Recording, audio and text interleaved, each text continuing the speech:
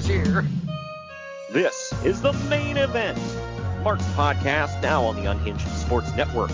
And this is your monthly bonus show. I'm your first co-host, lifelong wrestling fan and cat dad, Troy. And joining me as always is the WWE Walking Wrestling Encyclopedia and the main event collector. He is the A1 to my coach Scott D'Amore. He's Greg. What's up, Greg? God. What? One, I don't want to beat him. And number two, I forgot he was even a thing. I did too. Well, didn't he rip off Randy Orton's pose a couple times? Like that was a whole thing with him. Where he clapped his hands over his head. Yeah, the old Randy Orton pose, people. I kind of want to slap you now. Well, the thing with A1, I will never forget. Somebody posted a picture of Team Canada around this time. And they were like, you may be cool, but you'll never be Team Canada in like 2007 cool or something like that. And I replied, and I was like, yes, because nothing shouts, I'm cool, like A1. And he was like, all right, you got me there. Look, I'll be honest, I wish I looked like him. Oh, yeah, he was ripped and shredded and whatever, and had 0% personality. I think he had negative personality. Which is funny, because Scott D'Amore is loaded with it, and he couldn't even do anything with him. No, I know. He was loaded with a lot of things, but that's beside the point. Anyway, today we're going to TNA in the year 2006. I know up until this week's Wednesday episode, if any of you listened to it, I'll get to that in a second, we have been promoting Destination X 2007. I changed it about a week ago after we recorded that episode, and we talked this past Wednesday about we're going 2006 because it's the 15-year anniversary and it just makes more sense. We'll probably cover 07 next year because it will be the 15-year anniversary of that. But I figured this card looked okay. It looked good, and it was not a bad show. I like looking back at old TNA, good, bad, or indifferent. I do too. I know I love old TNA, and I love the wrestling too. Exactly, yeah. The reason I said for those of you who listened on Wednesday is I put a trigger warning on the show. It was ECW's Living Dangerously 2000 that we covered. Thank you to all of you with the stomach to listen. I know there's an audience out there for that sort of thing, but it was rough. If you're into that sort of thing. Yeah, for the kind of thing, or for the kind of people that like that kind of thing, that's the kind of thing those people like, all right? There's another corny reference for you. It was rough to get through. It was rough to record. I think we did an entertaining job with it. I actually liked it, but I can understand why some people would be thrown off by it, so that's why I put the trigger warning in there. If you stayed after the trigger warning, that is all on you, all right? But there's not a trigger warning on this. We're not covering any sensitive subjects unless for some reason you just don't like the content. But that's your fault if you don't like Jeff Jarrett, all right? But let's get into our first break here, and when we come back, we're going to talk about the news and notes. But real quick, before we do hit the break, I want to remind everybody to subscribe to the podcast and leave a review so you get this on time, you get notified and all that. And if you leave a review to the podcast, that helps us out. It helps us get seen more, whether it's good, bad, or indifferent. But please leave a 5-star review. I like to get seen. Well, if you leave a 5-star review and crap on us in the actual comment part of it, I mean, whatever, it's still a 5-star review. But at least leave 5 stars. Like good old Uncle Dave, leave us 5 stars, all right? Oh, dude, if we were recording this in the Tokyo Dome, I think it was 7. Yeah, I am tempted to fly to the Tokyo Dome to record this live, just so we can get that extra couple of stars, but either way. And we are also sponsored by Fubo TV and Fanatics. More on that in the upcoming breaks here on the podcast. But Fanatics click on the rules. It does. Click on the links down in the description. Officially licensed gear on Fanatics. Fubo TV has great deals if you're looking to cut the cord. It's not just live sports, but it does have a lot of that. So we're going to get into our first break. When we come back, it's news and notes time. Follow the Main Event Marks at Facebook.com/Main Event Marks Pod, on Twitter at Main Event _Marks, and on Instagram at Main Event _Marks and at Main Event Collector. It's the very best of professional wrestling's past every Monday on Retro Wrestling Review. I'm your host, Troy, and together we'll hop on my time-traveling wrestling ring and watch along to the greatest matches from yesteryear in the Sport of Kings. As complex, as controversial, and as brilliant, really, as he is. On Triple R, we'll cover matches from across the world, including American territories, Canada, Mexico, and Japan. Fast action, lots more than that. You'll learn some things, find out about wrestlers and matches you never even knew about, and we'll have some laughs. Follow us on Twitter, Facebook, and Instagram at Retro Wrestling Pod. Retro Wrestling Review is available wherever you get podcasts, including YouTube, served up fresh every Monday morning. Unbelievable! The crowd absolutely stunned!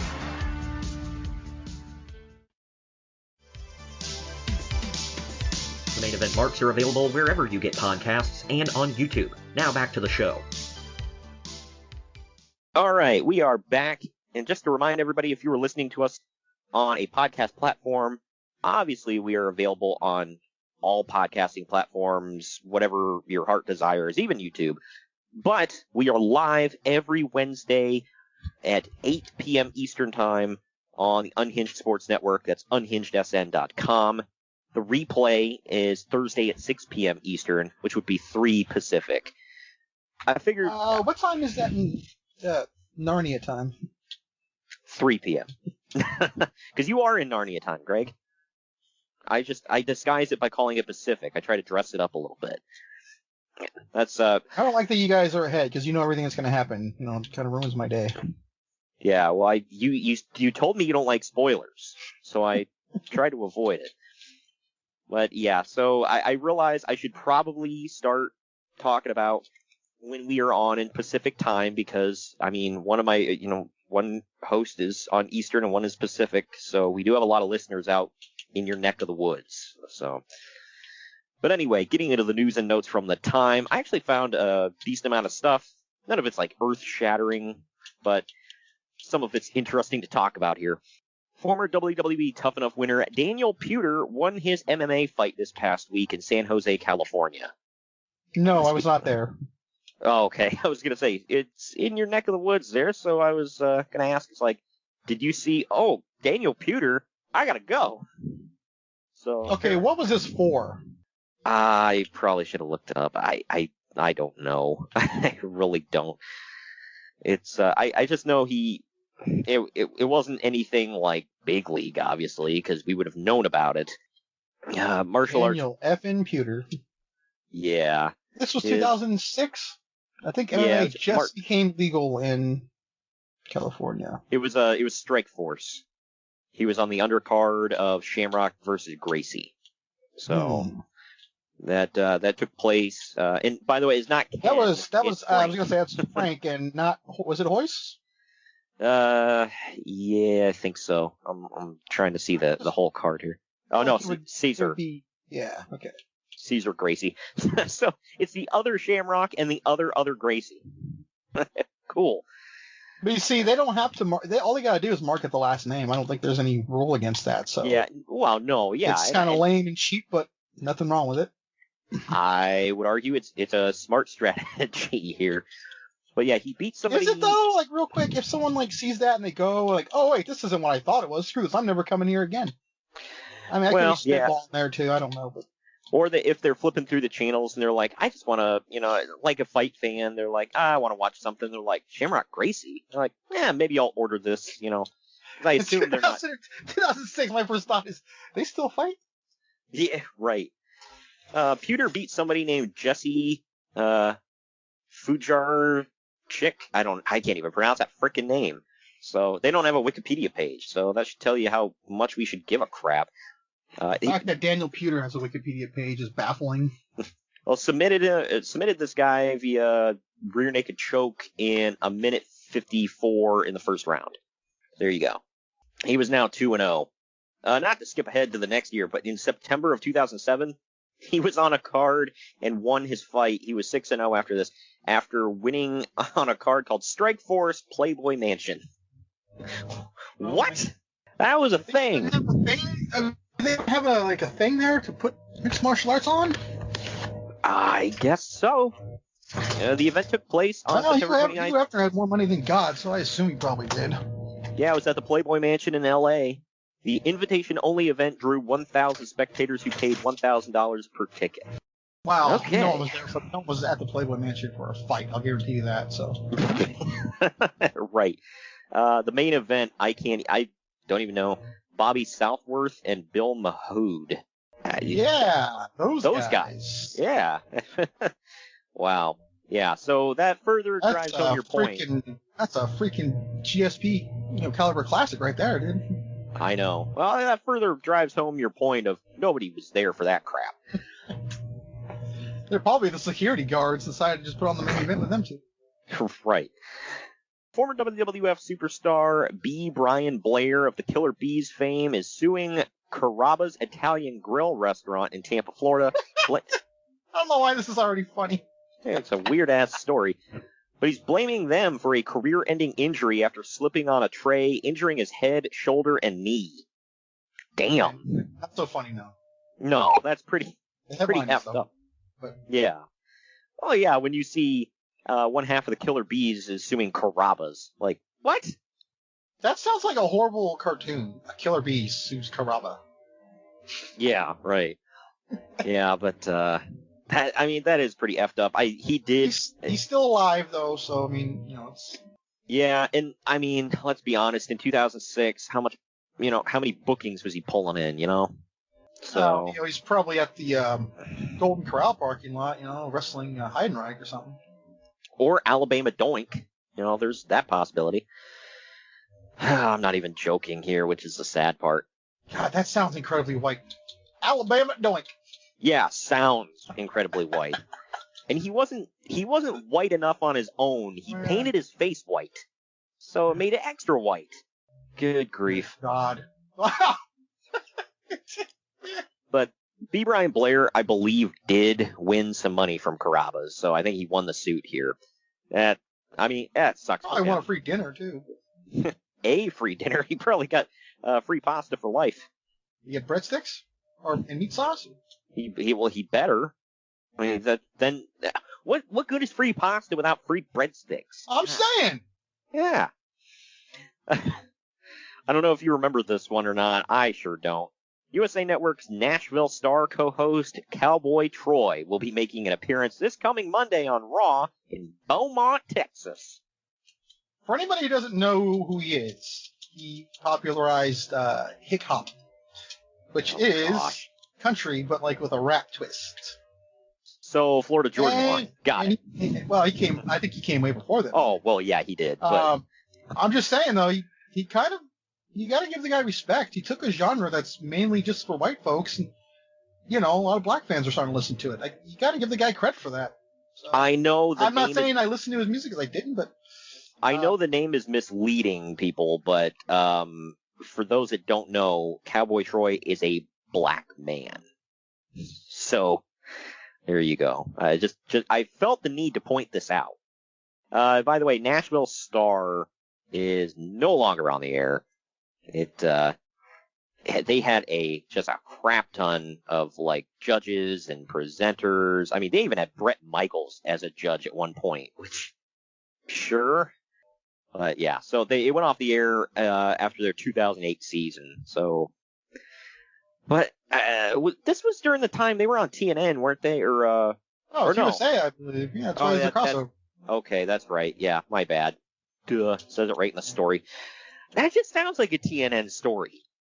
Well, we did mention it was white. Yeah. I was gonna say this would be the whitest story I could ever talk about, but the guy I'm talking about is black. I said Nashville Star. Hey, how many people alive can say they made a music genre? I think that's pretty cool. I think that's, It is. He probably doesn't get enough credit for it, and a lot of people crap on it now because it seems like everybody's doing it, but that kind of goes with everything. Everything gets watered down throughout time. It just seems like everything is more sped up today. I can't think of it. Accelerated today with the internet and whatnot. So either way, I'll ask my good buddy who what his opinions on Cowboy Troy and hip hop are. Tim McGraw loves it, so he thought it was I mean, well, Tim McGraw's like a huge name in country, so. Yeah. Is he the one that's married to Faith Hill? Maybe, I don't know. Lucky bastard. Anyway. But I'm just saying, though, if you can make a guy who's like that big of a name like it, you're doing something right. So. Right. Well, next story here. Nearly 400 fans showed up for on the 10th, for Candice Michelle's autograph signing at the Virgin Megastore in Times Square. All right, hold on a second to make a funny joke about that, please. I know. Of all the stores you could pick, the Virgin Megastore. All right. And I assume it's for the cell phone company, not just ironically named. But this makes it even better. Her Playboy spread was released to stores that day, and the pictures have already made their way to numerous sites on the internet. Well, 15-year-old Troy knew all about that. Hey, look, man, she was all kinds of roll-tide. Or maybe outside of the South, maybe you could say she was all the way live. I'll say that. Whatever you want. Where's Coolio from? I believe that's what that. Coolio? I feel like he came up with that. So. Was it Brooklyn? I don't even remember. I want to say it's New York, so. Probably. Hulk Hogan was on the Bubba the Love Sponge show on the 9th. Oh, man, that could only get good. Oh, I know, right? We'll have to talk about that. But after Hulk said that he was not working towards a match at WrestleMania this year, Hogan told Bubba that he will be only there to introduce Mean Gene Okerlund at the Hall of Fame, and he told Vince regarding Mania, quote, "If anything comes up interesting match-wise or an opponent, give me a shout-out, or we'll see if we can hook it up." But Vince has yet to get back to him. So there you go. He'll face one of the main eventers later in the year, so that's fine. This was 06? Yeah, he faced Randy Orton at SummerSlam. I don't remember that match. Wow. Huh. I remember his other WrestleMania match, or SummerSlam match. But I don't remember that one against Orton. I'm gonna have to go back and check it out. I assume it was garbage, but it might have been good at this time, actually. I don't think it was that bad. Yeah, Hogan could still kind of. And it's Randy Orton, so. Yeah, and Hogan was still semi-mobile in 06, so it wasn't for another couple of years that he was just completely immobile. So, either way, many believe Jim Ross will be returning to call the action next week on Saturday night's main event. Some sources say that the deal will likely be made final tomorrow at Raw. JR hasn't been on any WWE programming since he was fired in Storyline last year. Although he was fired in the Storyline, he still remains under contract with WWE until October.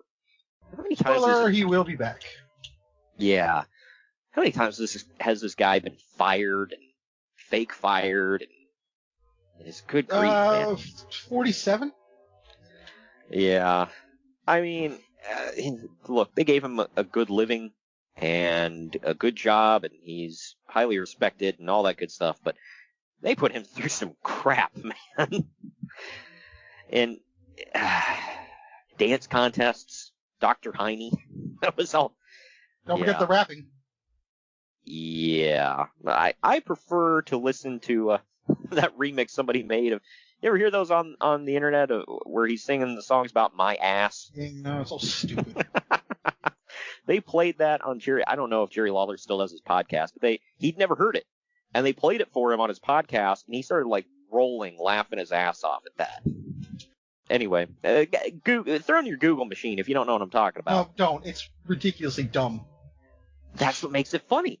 Anyway, speaking of asses, Sid Vicious recently did an interview and stated that WWE wanted to book him against Hulk Hogan at WrestleMania. According to reports, Hogan turned down a, quote, Legends match for WrestleMania versus Greg the Hammer Valentine. I don't know which one of those would have been worse. I'm going to go out on a limb and say 100% of this is bullcrap. He's probably making it up because he was supposed to go play softball that day and, decided to cancel it. Oh, I want a WrestleMania match instead. Well, my first thing here, I know it's been 5 years, but I don't think Sid could wrestle anymore at this point, could he? I mean, wasn't he down? He had that classic with Heath Slater on Raw. He didn't take a single bump there, did he? He just basically hit a power bomb and that was it? It was classic. Yeah, classic something. Just, I don't know, man. I don't buy that at all. Like, and I know we made the joke in the 90s. Someone asked Bruce about it. Yeah. I know they made the joke, or you and I made the joke about in the 90s. It seemed like it was always like, well, what about Sid? That was like always the go-to question. But In 2006, though? Yeah, 2006? I don't buy that. Like, not even a little bit. And then who the hell in the right? And don't get me wrong, I loved Greg the Hammer Valentine as like a talent. I thought he was great in the ring. I don't know. He was one of my guilty pleasures from the 80s, I guess. But who the hell in 2006 was like, what could draw some money from Mania? Hogan versus Greg Valentine. Like, how much ganja did one have to smoke before that would even be, like, brought up? Like, I could just see, like, that in a creative meeting if somebody did pitch that and Vince just, like, gives them a serious look and goes, get out. Like, go to TNA. Yeah. Go like that. Like, I hear they're hiring down in Florida, pal. That can be conceived as WWE now. Yeah, now, yeah. They still refer to it as New York. It's like, I mean, how many times... Tommy Dreamer referred to it as Stanford still on Impact a couple weeks ago. Yeah. Right? When Tyler Valkyrie's leaving. Yeah, I know. I remember that one. Last I heard, they were working on shutting that down and just moving all operations to Florida. And, I mean, with Vince and Linda's advanced age at this point, wouldn't you want to retire to Florida? You could still work, I guess. No, I'd rather the mean streets of Greenwich. Oh, yeah. From everything I heard about the Connecticut winters, yeah, I'd want to retire to Florida, too. Speaking of retiring to Florida, Bill Goldberg did a brief interview on radio on March 9th with Brian Stoll of The Stranglehold. I don't know who that is, but it's part of the story.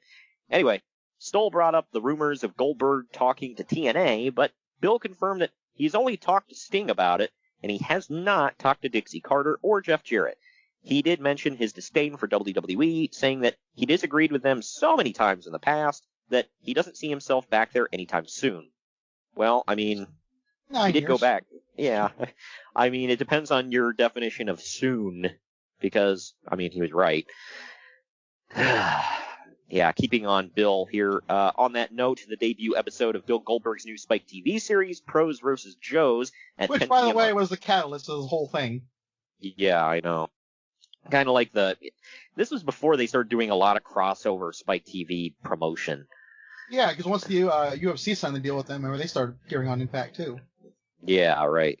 And then they did some stuff with Bellator when UFC left. So, but it aired 10 p.m. on Monday and did a 1.4 cable rating. The replay at 11 p.m. did an 0.9 cable rating. I guess that's okay by Spike TV standards, but nothing to be like, wow, that's a good rating. It is at 10 p.m. though, so that's pretty damn late. Did you ever watch Pros vs. Joes? Nah, I forgot what even is at this moment, so no. It was, they would get like retired sports stars to... Oh, you know what? I think I watched the one with Randy Couture. Okay, yeah. For those who don't know, it was basically like retired or semi-retired sports stars, and they would do, like drills basically with just average guys. So, yeah, they did like MMA, football, basketball, baseball, that kind of stuff. It was a cool concept, I thought. I saw a couple episodes. It wasn't bad. It's nothing that it's not like it was must-see TV or anything that I was like dying to tune in for. Admittedly, I tuned in a couple times because I wanted to see Goldberg again, but that's about it. Does he still have that? I know he had a car show for a while after this. Something about muscle cars. I don't know how long that damn thing lasted. Ring of Honor is announcing that NWA champion Christian Cage is headed for Ring of Honor for one night only on Friday, May 12th in Long Island at Sports Plus Entertainment. Christian Cage and Ring of Honor. I don't even know who the hell he wrestled. But one of the Briscoes. Yeah. Gotta be one of the lifers. In 2006, it was probably somebody like Daniel Bryan or whatever. Or, excuse me, Bryan Danielson. I don't know. This is more that this was kind of when they were phasing out the whole relationship with Ring of Honor, right? Like TNA and ROH? Yeah, give or take. Yeah, because I remember, for those that don't remember early days of TNA, they basically used Ring of Honor as almost like a farm league. Like if they needed some rookies to come in and, put them on TV, then, I know they had Roderick Strong, Austin Aries, handful of other guys. Alex Shelley came from there. Here's one, man. I forgot about all this stuff, but you probably remember because I think we had discussions about this. The Chicago White Sox will be presenting the X Division title belt to the best player of every single game this season. There is apparently a major TNA... that was all because of Brzezinski. Yep. There is apparently a major TNA White Sox working relationship that will last throughout this season. There will be an angle that Because if there's a team in MLB I want to team up with, it's the freaking White Sox. Oh, yeah, I'll get to that in a second. But there will apparently be an angle that starts this week on Impact from the spring training field in Tucson. This was taped several weeks ago when Chris Sabin gave the belt to A.J. Brzezinski, who they would call the phenomenal A.J. Brzezinski. And whenever he came up to bat, they would play AJ Styles' theme. They even called him that in Oakland, too. He just wanted to throw up. I heard the PA announcer saying it. Yeah. So, what the hell, man? This is my thing. Like, TNA, their home offices were based in Nashville. They did their weekly show every week in Orlando. So clearly, we need to team up with the Chicago baseball team, right? I guess Chicago's close to Nashville, though, yeah. They might be the home team for them. It's kind of a hike. No, I mean, some places don't have a baseball team, so you got to go with the closest one or something. I don't know. I didn't think about it. Like, Seth Rollins is from, Iowa. His favorite team is the Bears, so I think of stuff like that. I get that. I mean, and people from West Virginia usually root for Pittsburgh, but here's my thing that, first of all, does Tennessee, I'm blanking here. Tennessee doesn't have a baseball team? No. Oh, okay. Well, why not get the Orlando, or not Orlando, but I don't know, like the Miami team or whatever, like a Florida team. I believe the Rays would be closer, actually. Yeah, so get Tampa. But no. Anyway, and me being kind of being an Indians fan, I don't like the White Sox, so. Here's a random story. Yeah, go Cubs, right? F off. Here's a random story. See if you remember this name, Greg. This is the most 2006 stuff you're going to hear on the podcast, by the way, besides the whole Cowboy Troy stuff. On his MySpace.com blog. Already funny. Johnny Fairplay. You remember that name? Yeah, TNA loved him. Somebody had to. Who the hell was booking this idiot? Well, Vince Russo? I don't know. Yeah, it's like, dude, what the heck? Who did he have to fillet to get a job, man? That's the guy that pretended his grandma was dead, right? Yeah. Survivor. He pretended his grandma was dead, Survivor Elimination. Oh, yeah, that's right. Yeah, he was on. I was going to mention he was on an episode of Survivor, or a season of Survivor, I'm sorry. Now, hold on, real quick. It was a disgusting tactic. Uh-huh. But I don't believe that those people I think it was all part of the show. Perhaps, I'm one of these people that don't believe in reality TV. What you see is not what you get. Or, yeah. You know.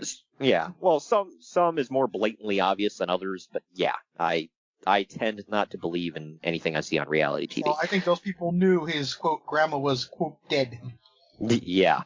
Well, Johnny Fairplay on MySpace.com noted that the following about not being booked for the upcoming TNA house show in Virginia. Speaking of which, I think he'd been gone for like 2 years at this point, I think. He was kind of a staple, not like a staple, but like there were a lot during the pay-per-view only years.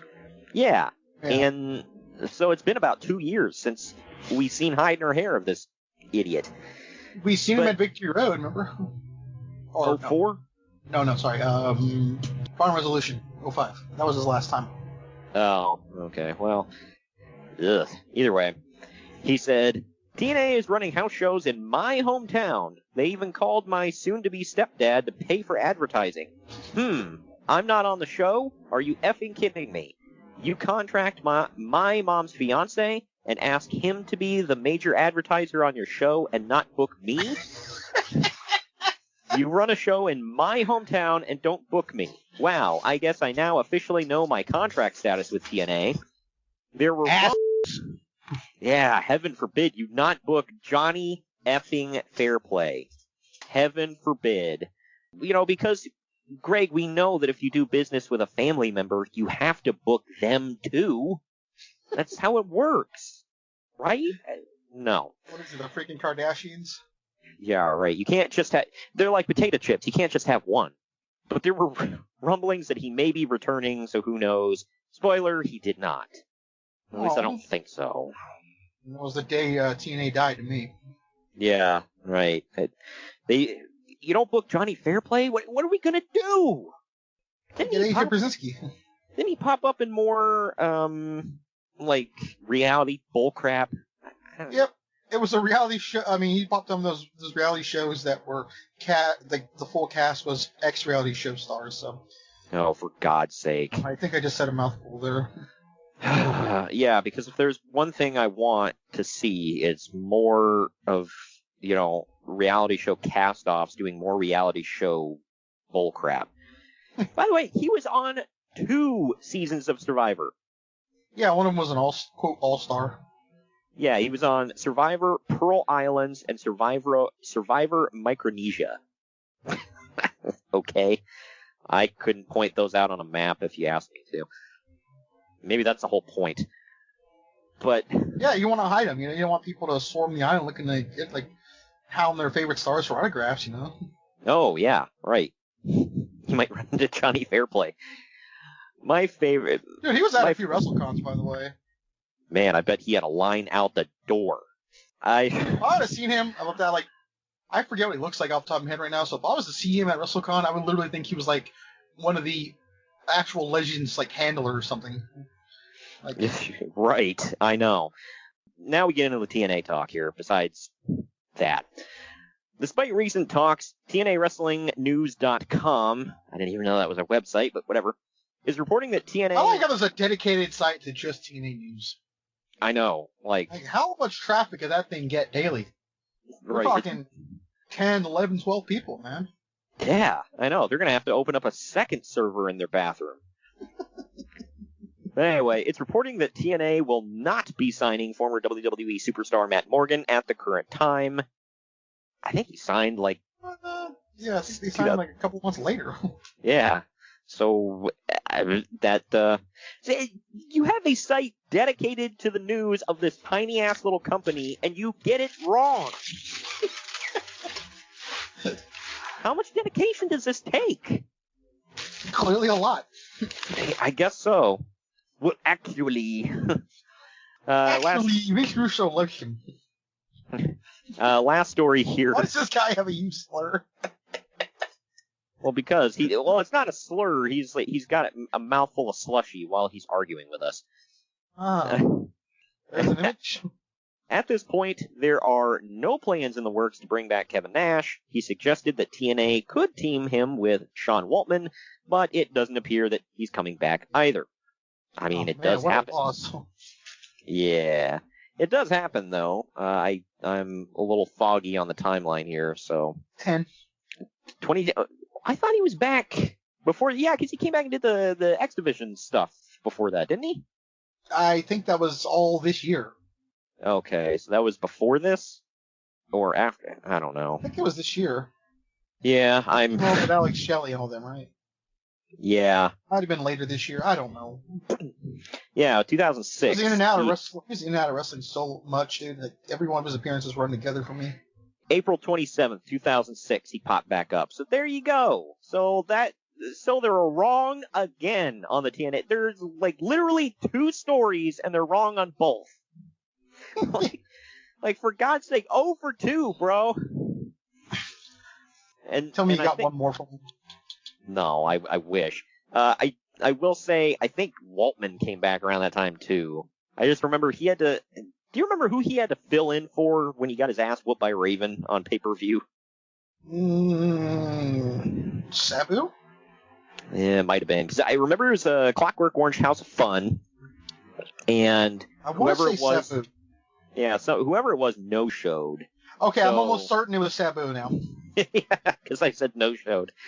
Yeah, well, Waltman apparently wrapped up in January of this year, so I don't know. So I do remember a fun fact about that too. Raven got in trouble because he called him X-Pac live on pay-per-view. Oh man. Oops.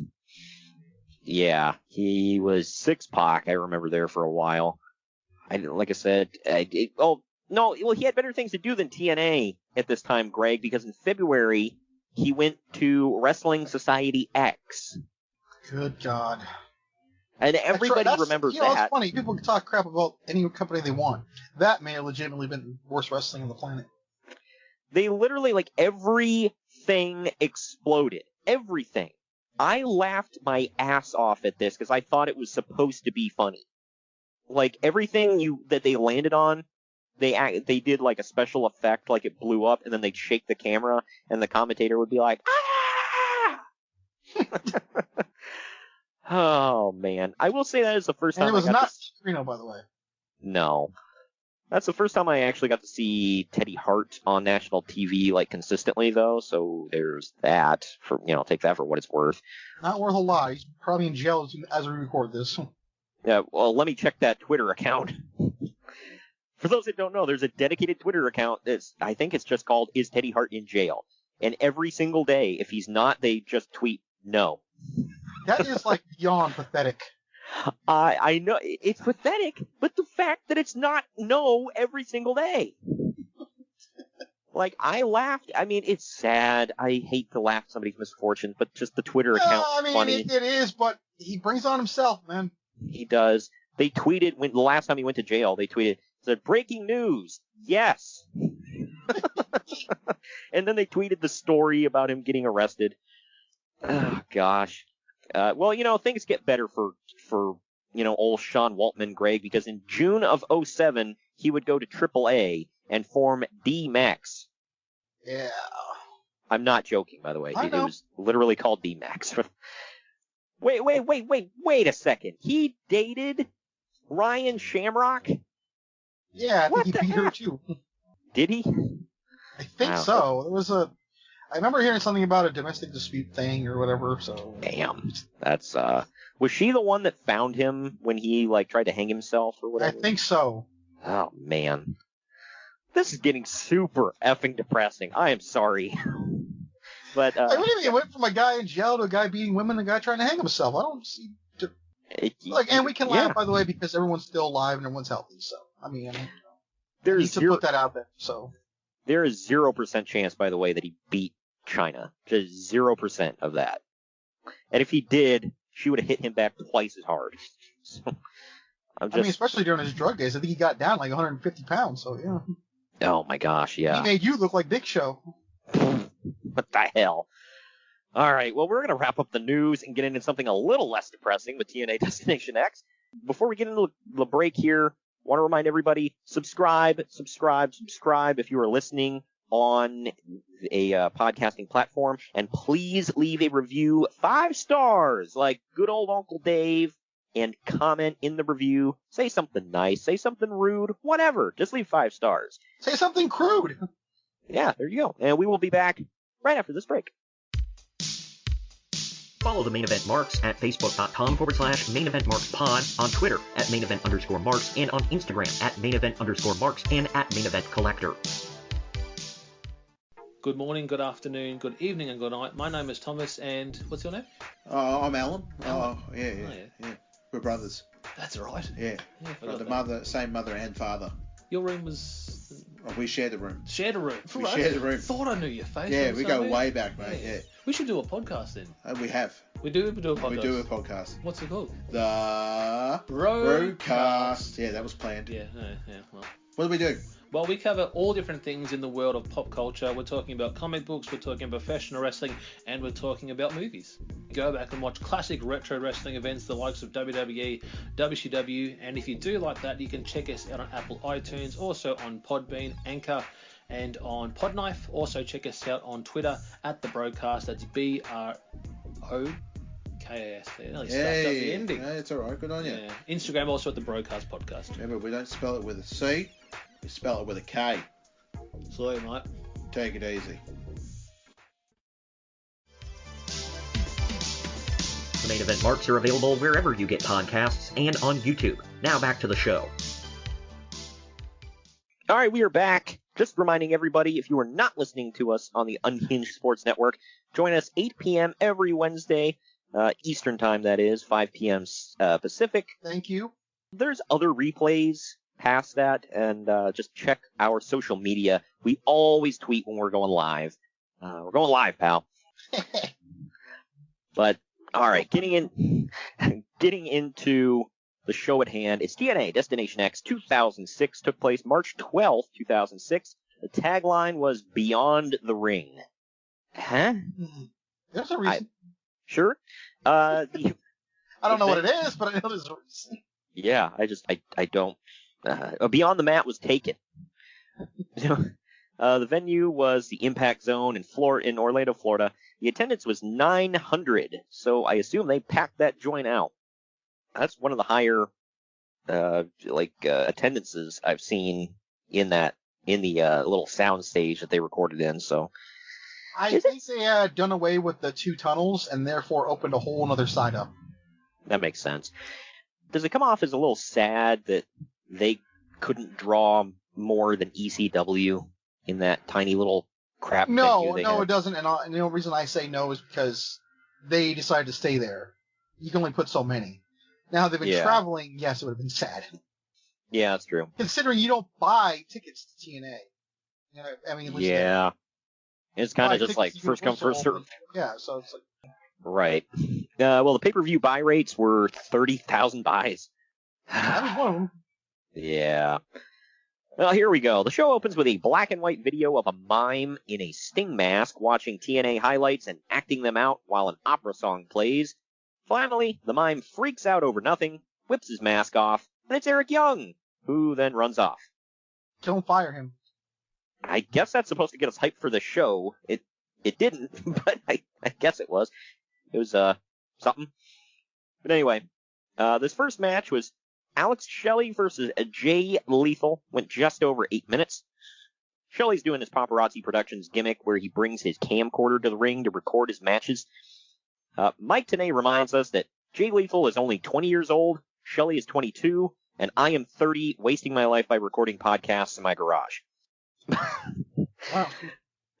I don't know. That always made me feel bad. They're like, Jay Lethal is only such and such age, and I'm like, and he's wrestling on national TV. Meanwhile, I'm farting into my couch cushions. But I mean, you never sat on your couch. These two are so good and so quick and so innovative. I love these two. Shelley wins with sliced bread number 2. Uncle Dave and I both gave it 2.5 stars. What say you? I gave it 2. I like both these guys, though. Yeah. Crazy to think that, 15 years later, they're still both wrestling. Yeah, I know.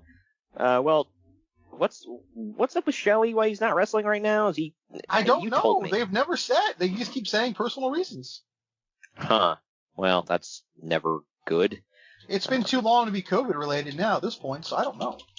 Right. Well, I think if it was COVID, I think they'd come right out and say it at this point. It's not like there's a stigma with it, but I could be wrong.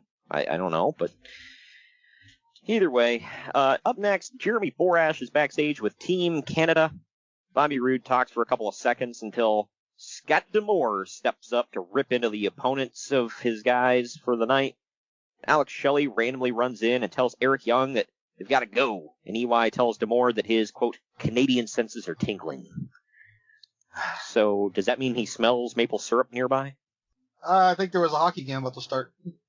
Yeah, right. Somewhere they're about to drop the puck. But alright, now we get this one. It's Maverick Matt Bentley with Tracy Brooks in his corner. I forgot it was Maverick Matt. Yep. He's taken on Lance Hoyt. Big Lance Hoyt. In about 8 minutes. Bentley recently changed his name from Michael Shane due to WWE trademarking the name for one half of the Shane twins, and then they never even used it. It's a goddamn Gemini. Sorry, you won't get that. You have to listen to the major pod, but it's a thing. I don't know if I want to get it. Yeah, so, like, That always pissed me off because I was like, well, they're going to at least use it, right? Nope. They just trademarked it just to be a-holes and be like, nah, we can own it, so why not? I don't understand why they didn't trademark his name to begin with. But yeah. They should have trademarked that a long time ago. Not defending what WWE did, but why the hell don't you trademark your name if you're going to use it for wrestling? Yeah, CM Punk was smart enough too. Samoa Joe and Austin Aries. I know, and these guys were just like minor leaguers at the time. So, yeah. So, I don't know. I guess Michael Shane must not have had much confidence in himself. Probably figured too, hey, cousin Sean's over there. He'll watch my back. Yeah. Was it his... I don't even remember their relation. Was it cousin or was he his uncle? It was his cousin, because I was like, uncle might make sense. So, but it doesn't. Yeah, right. Yeah, much different. Well, anyway, Matt is going full-on Shawn Michaels mode here, even wearing chaps to the ring, dancing around, all that good stuff. And guess what his finishing move was? It was a super kick that he tunes up for in the corner.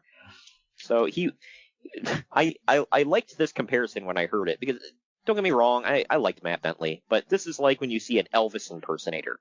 It's like somebody trying to impersonate the greatest of all time and not doing it too well. Anyway, I like how Mike tonight always had a hammer at home too.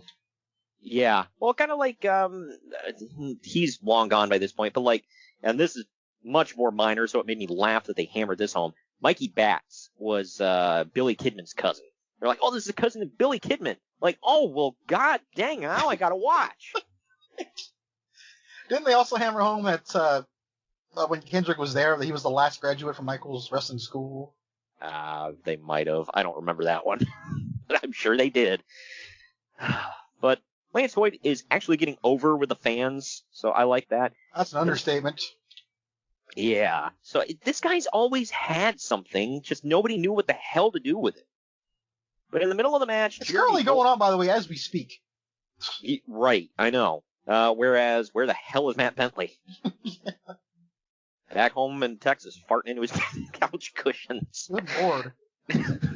Sorry. Had to bring it back. All right. I don't think about being miserable. It may be on you. I don't know. All right. But anyway, in the middle of the match, Jeremy Borash is up in the rafters with Eric Young and Alex Shelley. They're dropping flyers into the crowd. They're missing persons posters for Steve Borden, a.k.a. Sting, saying, have you seen this man? I don't know why this made me roll so hard. This was something, man. But, well, the thing is, I wrote that it distracts Matt Bentley, but not really. What happened was he's tuning up the band in the corner for his, he called it the head-on collision, which I kind of like that name, but either way, he's tuning up for that, and Tracy picks up the posters, and she distracts Matt. She's like, hey, do you see this? And he literally looks over at her and goes, who cares? That made me laugh. Who cares, bro? But this distracts Bentley long enough for Hoyt to win with a running big boot. So the ending kind of sucked. One takeaway I did have from this, though, is Lance Hoyt did that moonsault way too damn much because it didn't even get a pop during this match. When a guy that size is doing a damn moonsault and the crowd is like, you're doing it too much. I think he did it. I think he whipped it out in like every match, didn't he? He definitely always whipped it out, yes. And everybody dies. So, anyway, me and Uncle Dave both gave it 1.5 stars. What say you? I gave it 1. I didn't like it. No, it's definitely not a good effort from these guys. They tried. I didn't think about it until somebody pointed it out, but they're like, it seemed like TNA was trying to go with a Shawn Michaels Diesel kind of thing with them. But I don't know. Either way. Now we go to the back again. Jeremy Borash is with Team 3D, Ron the Truth Killings, and Rhino. I did say I love how Rhino and Brother Ray have like intense promos where they're actually saying something, and Ron Killings and Devon just drop their catchphrases and walk off. That's literally what our Truth does nowadays. Yeah, because you get Rhino. He doesn't talk for long, but he's intense and cuts this promo where he's getting into it. And then Brother Ray steps up and he delivers this promo about the match. And then you go to Ron Killing steps up, and I'm like, okay, we're gonna get a cool promo here. And all he says is, you can get with this, you can get with that, you better come get with this, because this is where it's at, what's up? And then he walks off, and I'm like, okay. And then Devon says, his "Oh my brother, testify." My favorite part of the whole thing is right before they fade the camera away, Brother Ray looks at Devon and says, "You need to teach me Ebonics." Oh, man. In layman's terms, he's not black enough. No. Definitely not. But now we get Team Canada of Bobby Roode and Eric Young with Coach Scott D'Amore in their corner. Ha, ha, ha. Hey, what the hell is he really the coach of? He doesn't do anything.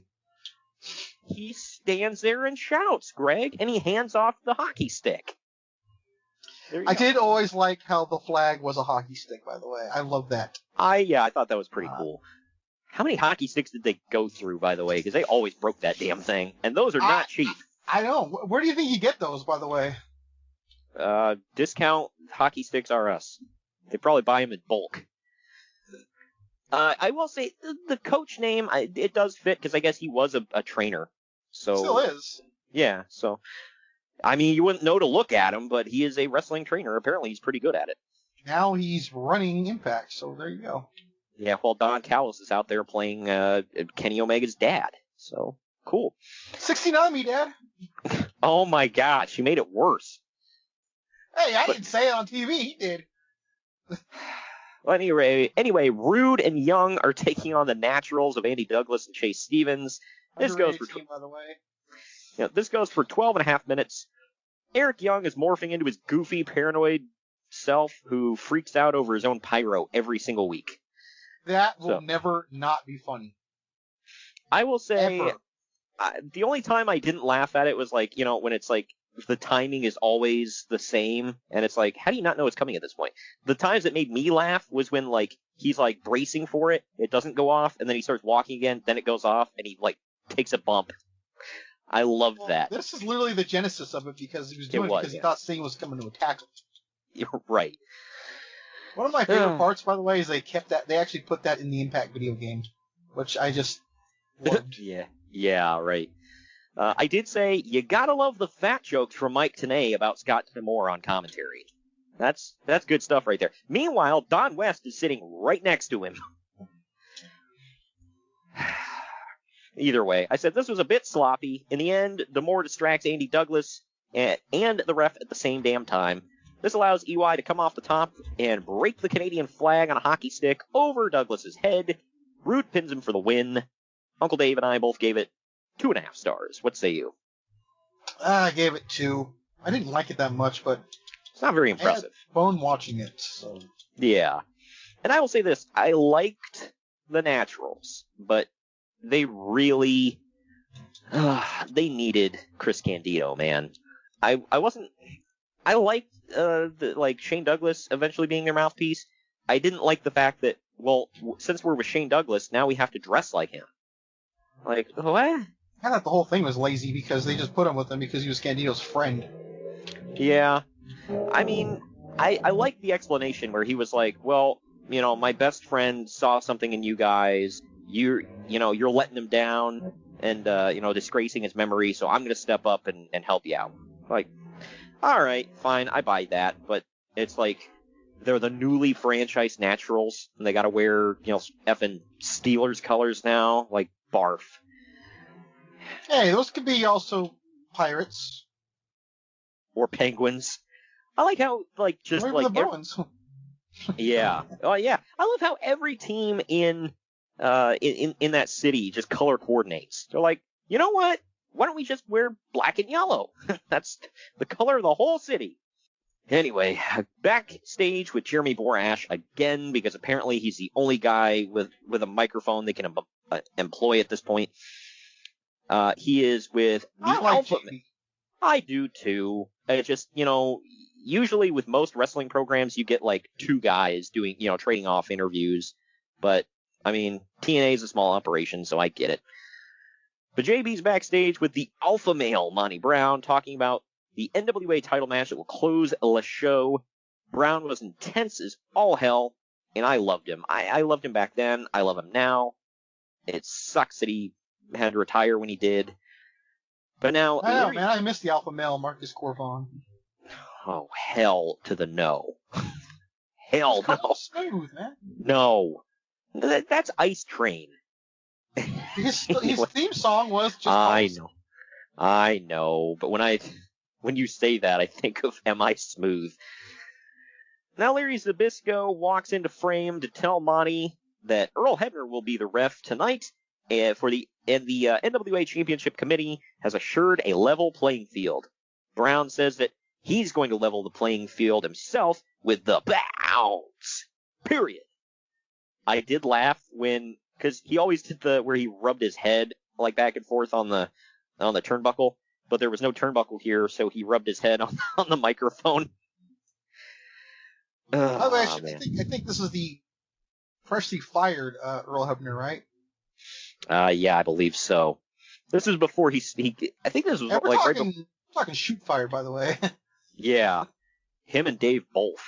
I don't know whatever became of Dave Hebner, because I never heard anything about him going to TNA. So maybe he was just like, I'm fired. All right, I'm going home.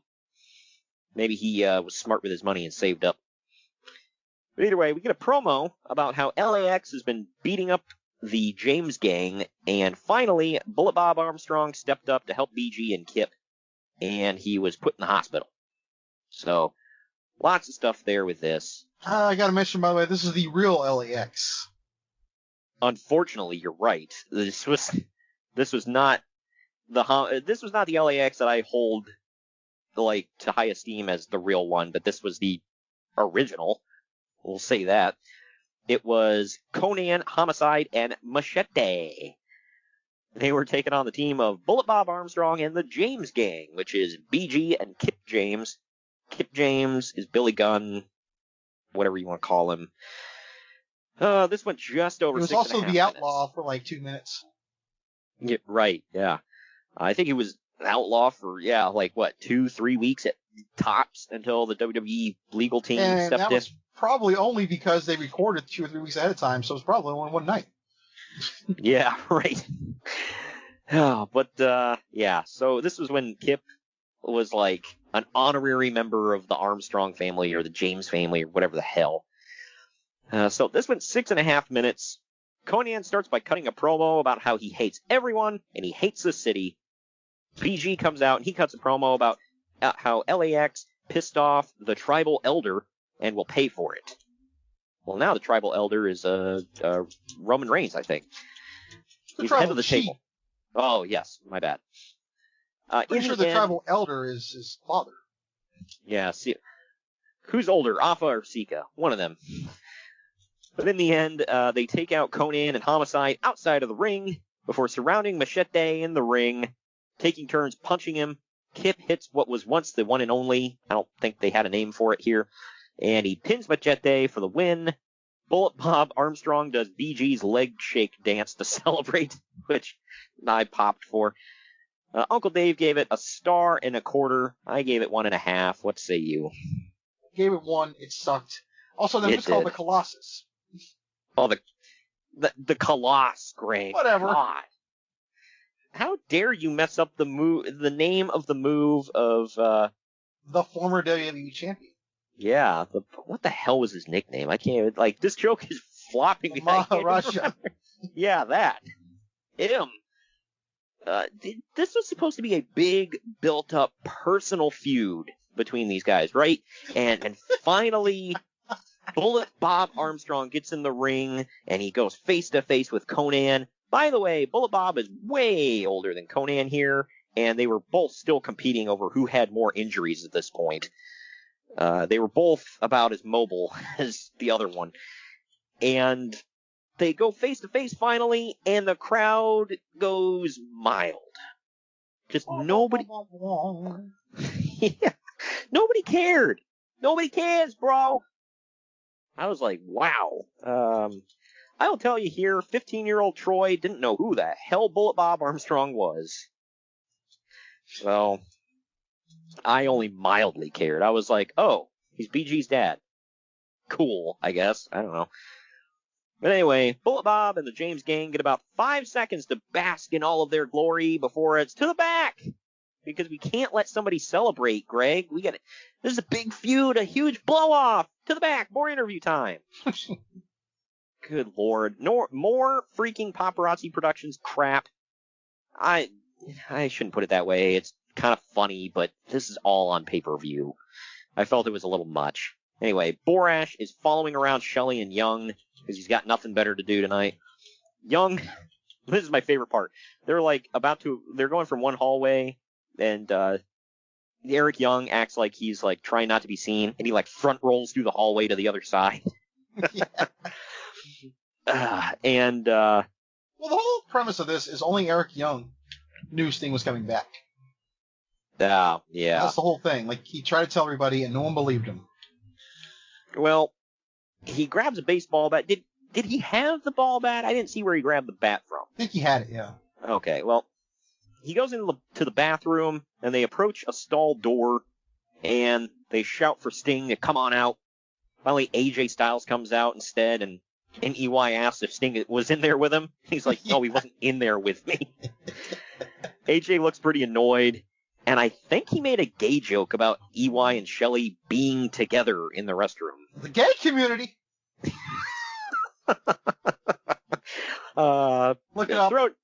Yeah, Google AJ Styles, the gay community. That's all I'm going to say. Yeah. But anyway, he then makes a threat to Shelley before walking off. So, yeah.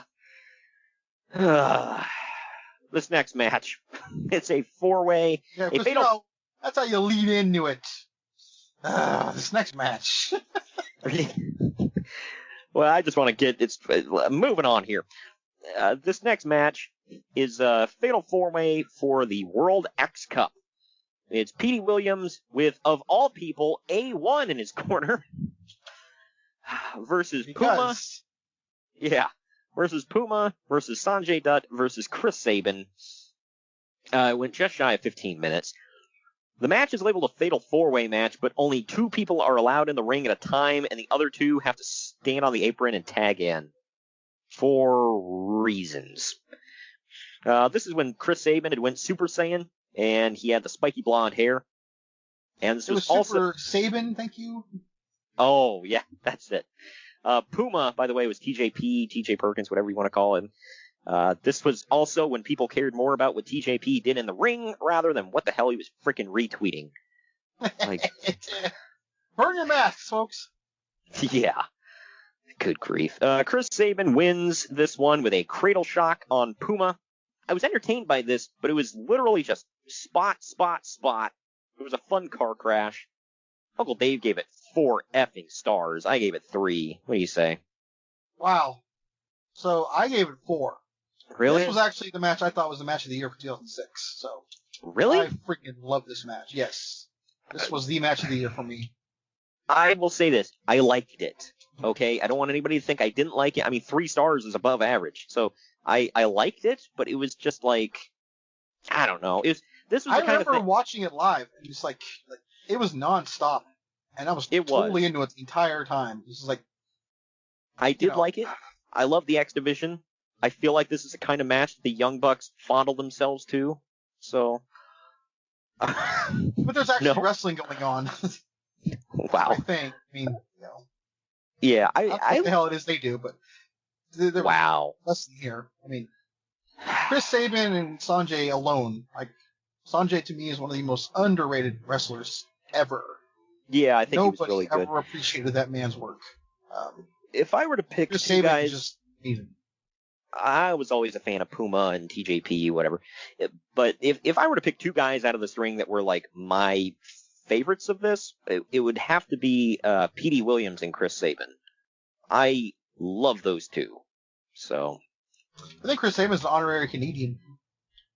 Yeah. Isn't he the only American to ever graduate from Scott D'Amore School? I think he was. I believe so. I don't remember if he trained Elix Skipper or not. I'd have to look up. What are you talking about? He was in Team Canada. Honorary Canadian, Greg. He's actual like Canadian. You just said. There's no honorary. was in Team Canada. So he got on one knee, he knelt, and Lance Storm touched both shoulders and knighted him with a hockey stick. So there you go. And the poor red one. Yeah, he did the same thing to Mike Awesome. So he did kneel, and then he just knights him with a hockey stick. All right, anyway. And then, like, for communion, they drink maple syrup. There you go. Mother of God. But, of course... communion, I'm sure he's involved, so yeah. Yeah. But, of course, we can't allow Chris Sabin to get more than 5 seconds of celebration time winning the World X Cup before it's to the back with Jeremy Borash. More of this. But now he's standing by with James Mitchell, Abyss, America's Most Wanted, Jackie Gata, Gail Kim, and Jeff Jarrett. Quite the motley crew. There's a rogues gallery. Right. I just, okay. Now, Mitchell says that in war, sometimes you need weapons of mass destruction, referring to Abyss. When Jarrett starts talking, he's cut off by Eric Young and Alex Shelley, who say that they can't find Sting. And Jarrett tells Sting that he's done looking for him, now it's Sting's turn to look for him in the ring. Okay. I remember... I forget if they show a package, but there's like a thing on there where Alex Shelley's using Paparazzi Productions and following Sting around, and he finds him at like a gym, and then Jarrett's like, see, he's not even focusing on wrestling. And then Eric Young's like, what are you talking about? He's working out, he's getting in shape, he's coming back. I'm telling you, he's gonna get us all. He's gonna get us all. And then Jeff Jarrett completely does a 180. Damn it, Alex! You can't give us this idiot. Go back and give me more. I don't know why I found that so damn funny. This segment brought me back to that. Jarrett was ready to concede. Okay, so he's not coming back. Damn it, Alex, he doesn't believe you. I'm like, yeah, because Eric Young is the authority. Right, yeah, gotta convince Eric. I have the toy of Alex Shelley doing the Paparazzi Productions thing, like the attire he wore on this night, actually. And I dug this gimmick. I loved it. Yeah, I think it was great. They had a whole, later and going into early next year, he would have a whole stable-ish. Yeah, the only thing I, even at the time watching it live, this isn't even a looking back thing, but even at the time I thought it was stupid, because I was like, why is he bringing the camcorder? And I know they gave a half-assed explanation, but it's why does he bring the camcorder to record his matches? Does he not have a DVR? He wanted a first-person view or something like that to watch at home. Yeah, not the HD camera view that shows everything and will not miss a shot when you're on the other side of the ring. No, this is better. But the rest... I sense sarcasm in there, but whatever. Yeah, right. The rest of it, though, I love the gimmick. There for a while, I contemplated buying the T-shirt, but I didn't. The orange one? Yeah. I had that. Yeah, that was a pretty sweet shirt. But anyway. Hella loud, but yeah, it was cool. Right. The build-up promo for this match got me hella pumped, I will say that. It's set to the song, and I had to look it up because I was like, that's a cool build-up song. What the hell is it? The song is called This Is Goodbye by The Method, but it's all capitalized. In between the and method is 7.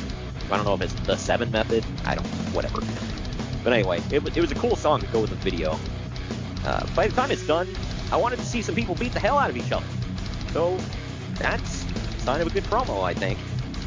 But here we are. It's Jeff Jarrett, America's Most Wanted, the team of Chris Harris and James Storm, Abyss, and in their corner they have Gail Kim, Jackie Gata, and Father James Mitchell. Because that's not overkill. Well, no, absolutely not. But then they are taking on the team of Ron the Truth Killings, who is now R-Truth, Rhino, and Team 3D of Brother Ray and Brother Devon. This is 8-man war, and it went for 20 minutes, 10 seconds. The match starts off hot with everybody beating each other up throughout the entire Impact Zone. The first two people in the ring are Chris Harris and Rhino. The only thing I can say about that, if I were to critique it whatsoever, is when you start off hot, just brawling through the arena, it's kind of hard to get people into, I'm now in the ring tying up. Yeah, right. You know? But anyway, Gail Kim keeps getting involved. The women have to hate each other. So, Jackie randomly turns on Gail. I guess it wasn't too random because, she kept giving her the stank eye throughout the whole night. So, but Jackie decides, F this, I'm going babyface, and turns on Gail Kim. Abyss tries to chokeslam Jackie, but she gets saved by the babyfaces. I had forgotten Jackie Gata was even in TNA. She's on her way out because she's about to be pregnant. We'll never see her again. Gone forever, bro. I just she had a baby and she's gone forever. Yeah, right. Like I said, I don't remember her being in TNA. So, yeah. Anyway, everyone has to hit their finishers. How roll tide was she looking? Oh, she was all the way alive. But the Truth outsmarts AMW and he handcuffs James Storm to the corner. Sorry, just think about R-Truth outsmarting anybody. Yeah, right. You would never see that in today's times. Yeah. You wouldn't even outsmart Ralph Wiggum. Good Lord. I'm learning. Me fail English? Impossible. Anyway, he hits the scissor kick on Chris Harris, but he only gets a near fall. Of course, Jarrett must win, however, and he hits the stroke on Killings for the win. Uncle Dave gave it 3.5 stars. I gave it an even 3. What say you? I gave it 3. I really like this.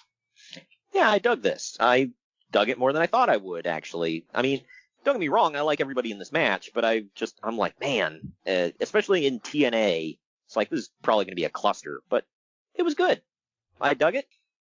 After the match, Jeff Jarrett goes on a tirade about how Sting and Steve Borden, as if they're two totally different people, are both quitters, and he's going to give him until the count of 10 to get his ass out there.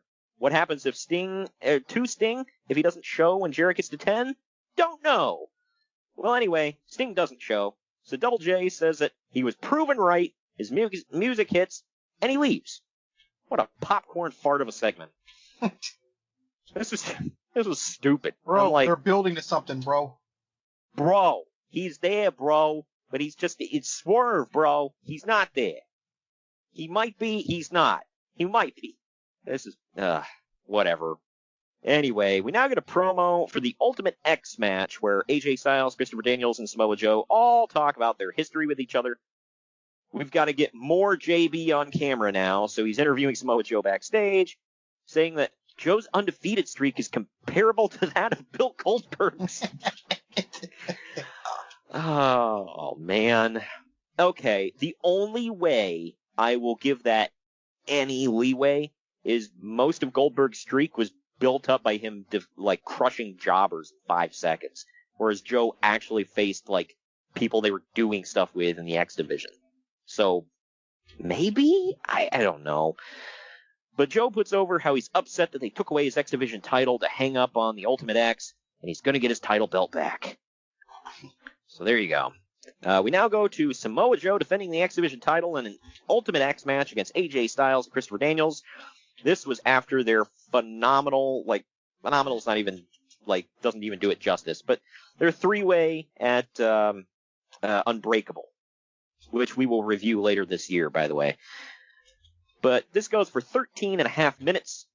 This was amazing. In the end, Samoa Joe uses a chair to smack AJ Styles off the wires. Christopher Daniels hits a running dropkick to the chair into Joe's face, scales the wires, grabs the X Division title for the win. Uncle Dave gave it 3.5 stars.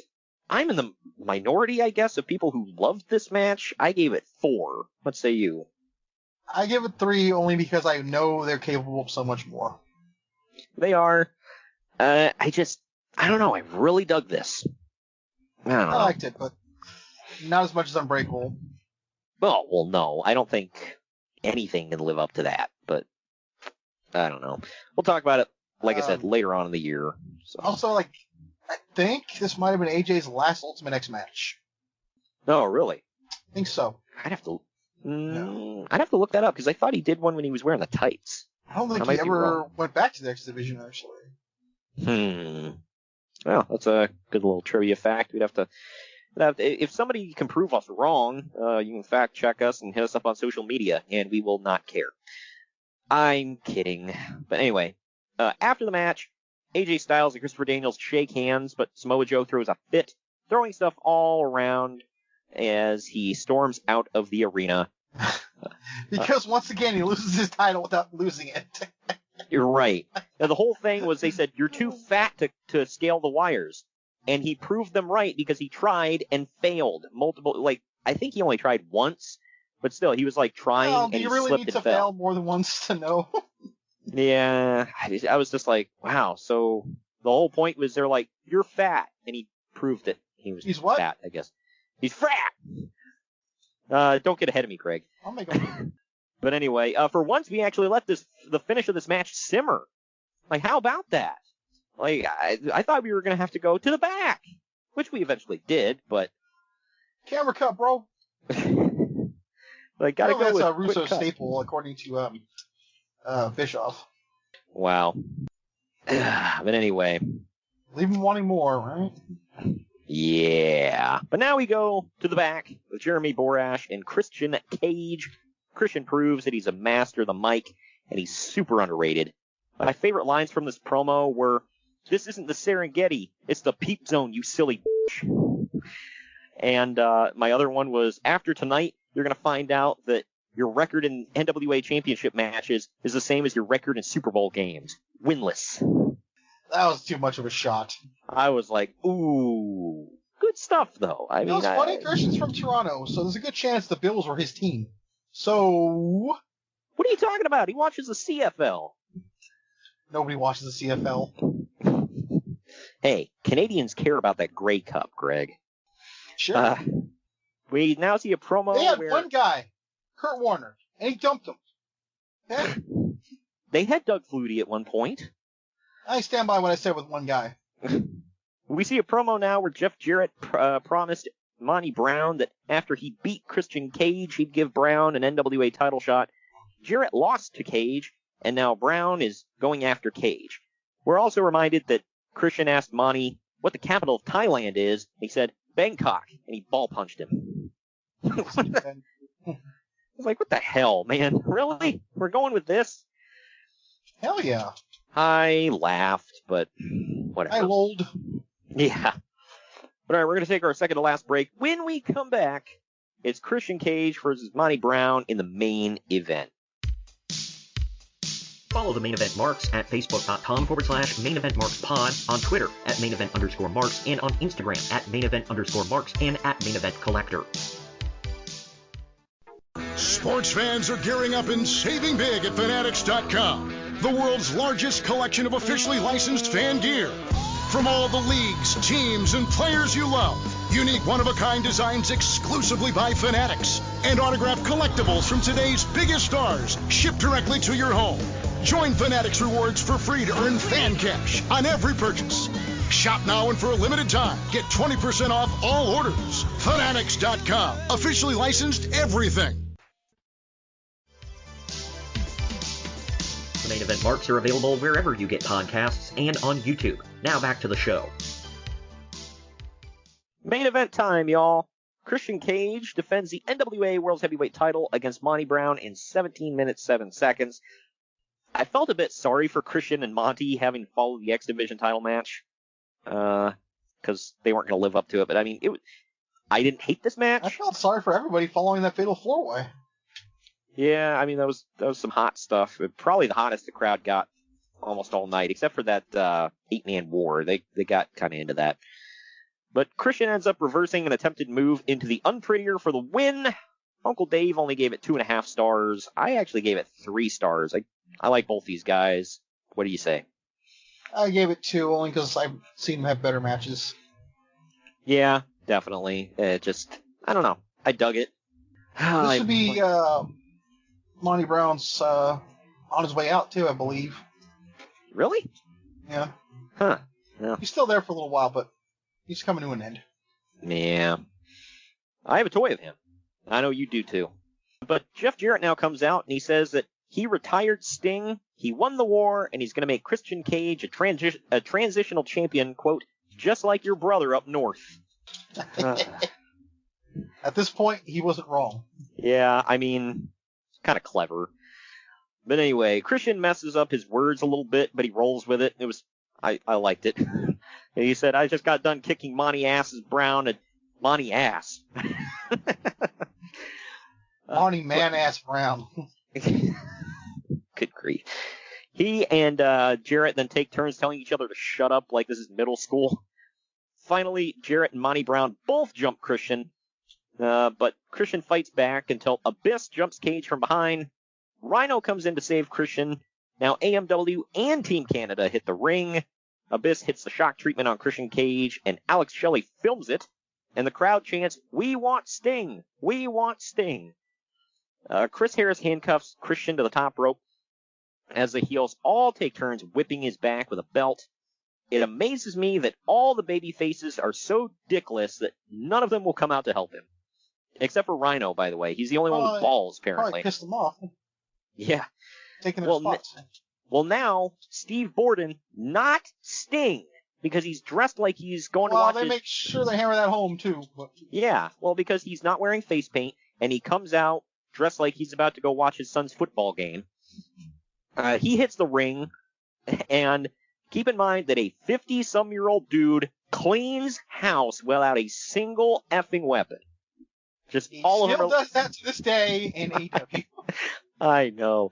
Everybody's like, "Holy crap, it's Steve Borden. Let's bail." Like, what? But Jarrett begs off. He did not bail out, but he begs off. But Sting beats him up anyway, grabs that belt. Jeff Jarrett not being the bitch in the situation.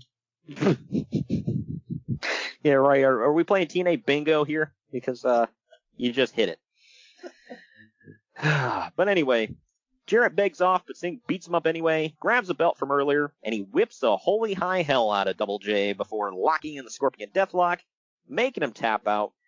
Finally, out of nowhere, the heels stand by and they watch Scott Steiner slide in and jump Steve Borden from behind because none of them could do anything, but another 50-some-year-old guy, he's the solution. He's fat! But now the heels all slide in again and beat Steve up. I refuse to call him Sting here because they're clearly not. Oh, he's not Sting here. No, yeah, he's just Steve Borden. And Scott Steiner locks in the Steiner recliner on Steve Borden as a crowd chants for Goldberg. Oh my gosh. Jarrett finally blasts his guitar over Steve's head, and that's the end of the show because what kind of TNA pay-per-view would it be if it doesn't end with a guitar shot, Greg? Good. No, Greg, it's not a TNA pay-per-view at all. Broke 1 million guitars, man. Well, yeah. You know what he drew? 0 dimes. Well, hey, you know, if you want to take out a 50-some-year-old man in his street clothes walking in, you know, from the local park hanging out with his kids, you know who you got to call in to save you is the roided freak. He's fat. Wow. I wanted to find the clip of him where he's like, "She's not only ugly, she's fat," but I couldn't find it. Anyway, you know, you got to save the show with a little. He's fat. That's how you got to save the show. But all right, we're gonna take our final break. When we come back, it is final ratings, and we'll talk about what is coming up on the show next week. Follow the Main Event Marks at Facebook.com/Main Event Marks Pod, on Twitter at Main Event_Marks, and on Instagram at Main Event_Marks and at Main Event Collector. Dave's dream car. Of course, he prefers the pearl white to the cherry red, but you can't fit 3 kids and a dog who's prone to car sickness in a sports car. Yeah, Dave's had to compromise a lot lately. But not when it comes to cutting the cord. Fubo gives him all the sport he needs, as well as all the shows his family loves. Don't compromise. Get over 100 channels, plus Showtime and Cloud DVR included. Visit FuboTV.com. The Main Event Marks are available wherever you get podcasts and on YouTube. Now back to the show. All right, we are back. Final break of the podcast there. And now, final ratings time. Internet Movie Database gave it 6.7 out of 10. CageMatch.net gave it 6.38 out of 10. I gave it 6.5 out of 10. What say you? I'll give it a C+. It was kind of memorable. Yeah. Maybe not in the reasons, not in the ways they want it to be, but. Yeah. I mean, it had moments, but I don't know. It's I've seen better. Especially even this year. This was during the time, like, right before I felt that things really took off, really got better, and it was starting. Christian Cage was there, so we'd see Kurt Angle next month, right? At Lockdown? In TNA? Yeah. Or no, not until Genesis. Oh, not until November. I knew he was a special enforcer. He popped up. So I couldn't remember exactly the time. So yeah, I was because he's about to be at WrestleMania. He's triple threat. So. Yeah. Oh yeah. He's not even thinking about TNA at this moment, probably. Yeah, right. What is TNA? I don't watch pornography. But anyway, that was that. Next week, or next Wednesday, we are getting back into WrestleMania. We are talking about one more WrestleMania this month before we head into April. This is to get you in the mood, man, as WrestleMania season is underway. We are covering WWE WrestleMania 21, which, in my opinion, is a forgotten, pretty damn good one. So that's something cool to look at. Going back, crap, I forget what year that took place. Was it 05? 2005. Yeah, so 05, we're going 16 years in the past here. I remember this was the second WrestleMania I ever ordered and I watched live. I was very excited for it. They tried something new at 20. They're trying something new again at 21. We'll talk about all that next week. And then as we get into April, if you did like our TNA review here, we've got more TNA coming in the month of April. Because for those that don't know, April was always Lockdown month, where every match was contested inside of 6 sides of steel. So we've got to dive into a couple Lockdown reviews next month, and we've got some other good stuff, some WCW, some WWF, and we're going into the Monday Night Wars to look at some of that as well, and a particular Nitro that I wanted you and I to review for its 21-year anniversary. Well, let's just say the wars were dead at this point, but it'll be fun to review this show. But that's what's to come up in April. Thank you for joining me today, Greg. Mm-hmm. And we will catch you all on Wednesday. And don't forget, we are sponsored by Fubo TV and Fanatics. Links are down in the podcast description. And we will see you all on Wednesday. Later on.